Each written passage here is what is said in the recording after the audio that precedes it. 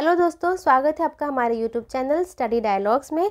इस वीडियो में हम 8 MCQs को डिटेल में समझ कर डिस्कस करेंगे और एंड में ये आपके 50 MCQs कवर हो जाएंगे। तो इसलिए इस वीडियो को एंड तक देखें और अपनी कॉपी और पेन पहले से लेकर बैठ जाएं, जिससे कि आप इंपॉर्टेंट पॉइंट्स को अपनी कॉपी में नोट डाउन कर लें और हमारे चैनल को ज़रूर सब्सक्राइब करें। तो चलिए देखते हैं पहला क्वेश्चन है, first vaccine for chikungunya is approved by. ये चिकुन है, ठीक है, सी यहाँ पे यू आएगा। Chikungunya is approved by US, China, EU या UK, ठीक है। तो यहाँ पर अप्रूव की बात गई है। पहली बात तो ये नोट कर लीजिए कि अप्रूव की बात करी गई है, ना कि मैन्युफैक्चरिंग की बात करी गई है। तो इसका आंसर है US। और हाँ, किसी भी क्वेश्चन को करने से पहले आप उसे खुद अटैम्प्ट करिए, उसके बाद एक्सप्लेनेशन देखिए। तो चलिए, अब है चिकुनगुनिया जो है ये एक वेक्टर बॉर्न डिजीज़ है। क्या है?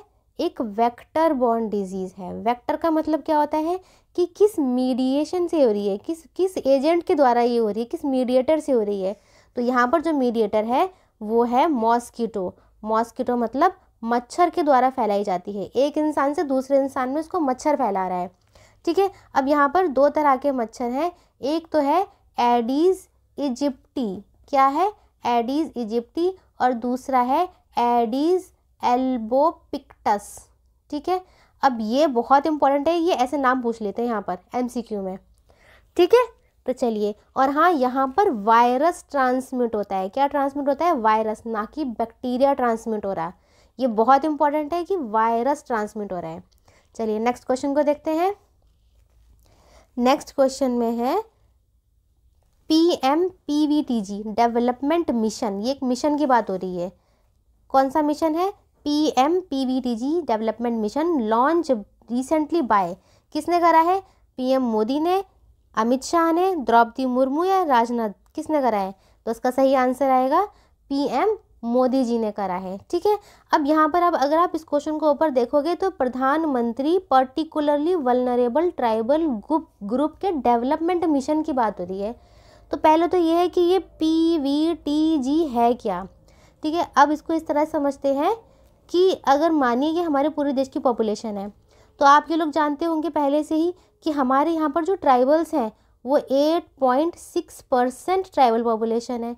अब इनमें से भी बहुत ज़्यादा पिछड़े हुए लोग हैं ना, उनको हमने बोला है PVTG। क्या बोला है? PVTG मतलब पर्टिकुलरली वल्नरेबल, मतलब बहुत ज़्यादा पिछड़े हुए जो लोग हैं। और जो 8.6% है वो हैं ट्राइबल ग्रुप्स, जिनको हम ST बोलते हैं, ठीक है। अब ये जो ST हैं ये हैं हमारे यहाँ पर टोटल अगर देखा जाए तो 705 हैं। और ये जो PVTGs हैं ये हैं 75। ये 75 हैं ये। और ये सबसे ज़्यादा कहाँ पर पाए जाते हैं? सबसे ज़्यादा हैं उड़ीसा। इनके डेवलपमेंट की बात हो रही है यहाँ पर, ठीक है। ये जो प्रोजेक्ट है जो लाया गया है ये 24,000 करोड़ रुपए का ये प्रोजेक्ट है, ठीक है। अच्छा, अब यहाँ पर डेवलपमेंट कैसा होगा?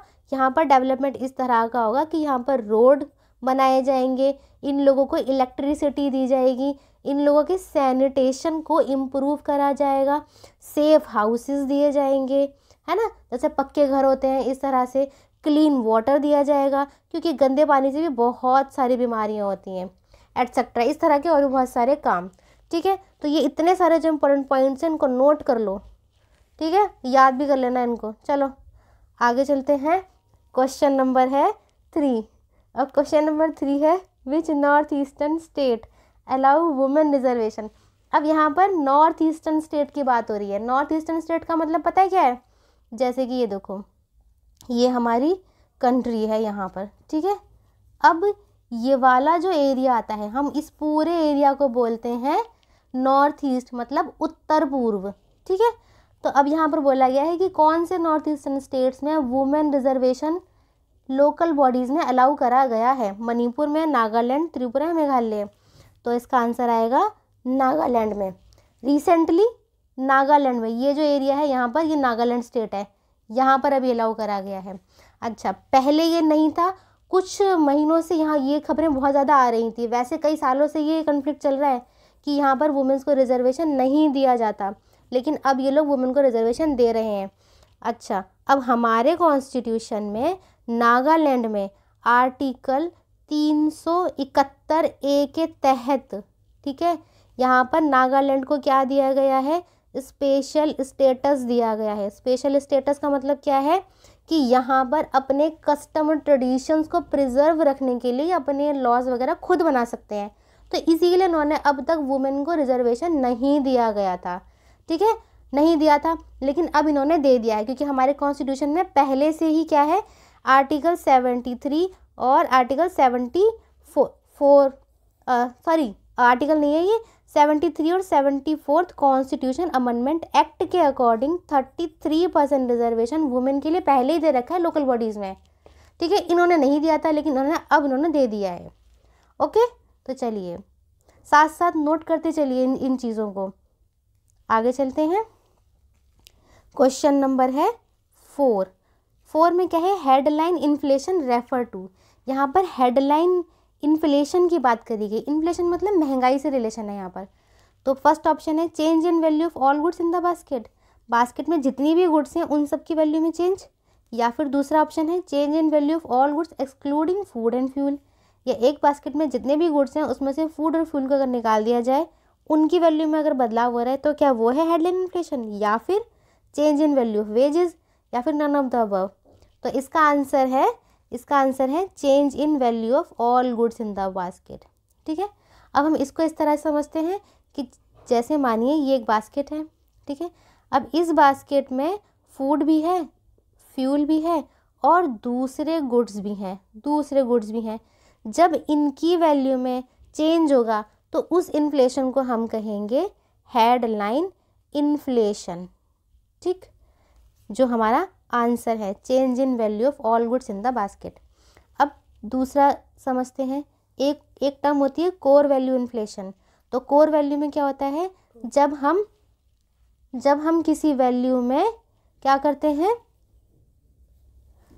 जब हम किसी बास्केट में से फूड और फ्यूल को बाहर निकाल लेते हैं, तो ये है कोर इन्फ्लेशन। इसको क्या बोलेंगे हम, इसको बोलेंगे कोर इन्फ्लेशन। अब फूड और फ्यूल को बाहर क्यों निकाल लिया, क्योंकि ये फूड और फ्यूल ऐसे प्रोडक्ट हैं जिनके जो प्राइस जो है वो कभी फिक्स नहीं रहते। फिक्स नहीं रहते का मतलब क्या है कि वो बदलते रहते हैं, बहुत ही वोलेटाइल होते हैं। चाहे इन पर इंटरनेशनल और नेशनल डिस्टर्बेंस का बहुत ज़्यादा फ़र्क पड़ता है। जैसे कि जो फ्यूल के जो प्राइसेस होते हैं वो भी बाहर की कंट्रीज़ में अगर कुछ हो रहा है, कोई भी वॉर हो रही है या कुछ और हो रहा है, तो उससे वो बदलते रहते हैं। कभी महंगा हो गया, कभी सस्ता हो गया। जैसे कि पेट्रोल वगैरह के प्राइस इन सब चीज़ों से क्या होते हैं, ऊपर नीचे होते रहते हैं। फूड में अगर देखें तो अभी आपने देखा होगा टमाटर का एग्जाम्पल देखा ही होगा, है ना। तो टमाटर क्या होता है, नॉर्मली कितने का मिलता है, 20 से 30 रुपये का, है ना। लेकिन कुछ ही दिनों में क्या हो गया, वो 150 रुपये में हो गया, 150 रुपये किलो, और पहले 20 रुपये किलो था।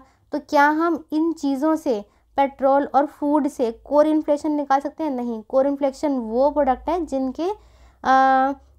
जिनकी जो वैल्यू के जो इन्फ्लेशन है वो एकदम थोड़ा सा बदलाव ज़्यादा नहीं आते उनके अंदर। और कोर का मतलब है मूल मुख्य, ठीक है। तो इसको बोलते हैं कोर इन्फ्लेशन। और हेडलाइन में सब कुछ इन्वॉल्व है, ठीक है। और कोर में से फूड और फ्यूल को बाहर निकाल दिया जाता है। बस ये वाली बात इंपॉर्टेंट है। तो ये जो स्टेटमेंट बी है यहाँ पर, change in value of all goods, तो ये है रियलिटी में ये कोर इन्फ्लेशन की बात करी गई है यहाँ पर, ठीक है। तो ये हमारा आंसर यहाँ पर क्या होगा, क्योंकि यहाँ हेडलाइन की बात करी गई है इसलिए आंसर ये होगा, ये नहीं होगा क्योंकि ये तो कोर इन्फ्लेशन के बारे में बताया गया है। चलो आगे देखते हैं। ये तो है ही नहीं, नन ऑफ द अबव, ये भी गलत है। चलिए अब है article 341 of the Indian constitution, 341। अब 341 की बात करी गई है यहाँ पर।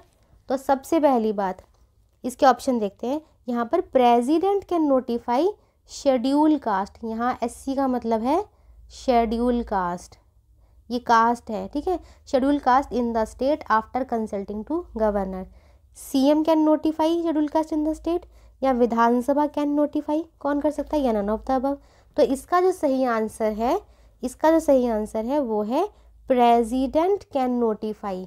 President can notify schedule caste in the state after consulting, यहाँ पे प्रेसिडेंट गवर्नर से पहले कंसल्ट करता है, उसके बाद उस स्टेट के शेड्यूल कास्ट लिस्ट में उसको नोटिफाई कर देता है और फिर वो वाली जो कास्ट होती है वो शेड्यूल ट्राइब में आ जाती है। अब सेकंड ऑप्शन देखते हैं, यहाँ लिखा है सीएम कैन नोटिफाई। नहीं भैया, सीएम तो कर ही नहीं सकता। क्यों नहीं कर सकता? क्योंकि अगर सीएम को ये हक दे दिया गया तो ये क्या होगा, ये एक वोट बैंक पॉलिटिक्स बन जाएगी। नहीं बन जाएगी। और वो जब भी वोट्स वगैरह आते हैं उन सालों में क्या करेंगे, अपने यहाँ की हर कास्ट को या ज़्यादातर कास्ट को क्या देंगे, शेड्यूल कास्ट में डाल देंगे, जिससे कि वो लोग उनको वोट दें।